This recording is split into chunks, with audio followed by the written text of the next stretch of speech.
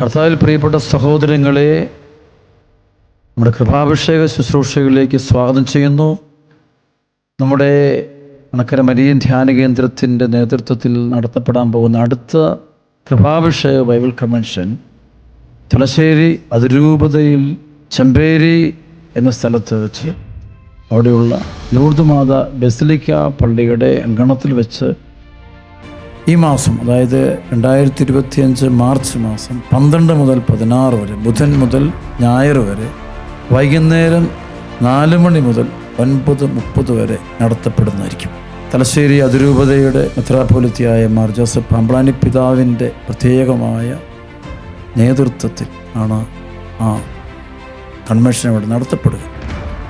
ദൈവപരിപാലനയുടെ ആ ദിനങ്ങളിൽ നന്ദി പറഞ്ഞ് നമുക്ക് പ്രാർത്ഥിക്കാം. ലൂക്ക 4:18 കർത്താവിൻ്റെ ആത്മാവ് എൻ്റെ മേലുണ്ട്, ദരിദ്രരോട് സുവിശേഷം പ്രസംഗിക്കുവാൻ അവിടുന്ന് തന്നെ അഭിഷേകം ചെയ്തിരിക്കുന്നു. ബന്ധിതർക്ക് മോചനം, അന്ധർക്ക് കാഴ്ച, അടിച്ചമർത്തപ്പെട്ടവർക്ക് സ്വാതന്ത്ര്യം, കർത്താവിന് സ്വീകാര്യമായ വത്സരം പ്രഘോഷിക്കുവാൻ അവിടുന്ന് തന്നെ അയച്ചിരിക്കുന്നു എന്നുള്ള നമ്മുടെ കർത്താവിൻ്റെ തിരുവചനം അതിൻ്റെ പരിപൂർണതയിൽ നിറവേറപ്പെടാൻ പോവുകയാണ് തലശ്ശേരി അതിരൂപതയിൽ എന്നുള്ള കാര്യം സന്തോഷപൂർവ്വം അറിയിക്കുന്നു. അതിനുവേണ്ടി നമുക്ക് പ്രാർത്ഥിച്ചൊരുങ്ങണം. ദൈവജനം, ലോകമെമ്പാടുമുള്ള ദൈവജനം, കൃപാഭിഷേകം ശുശ്രൂഷയിൽ പങ്കെടുക്കുന്ന ദൈവജനവും എല്ലാവരും പ്രാർത്ഥിക്കണം.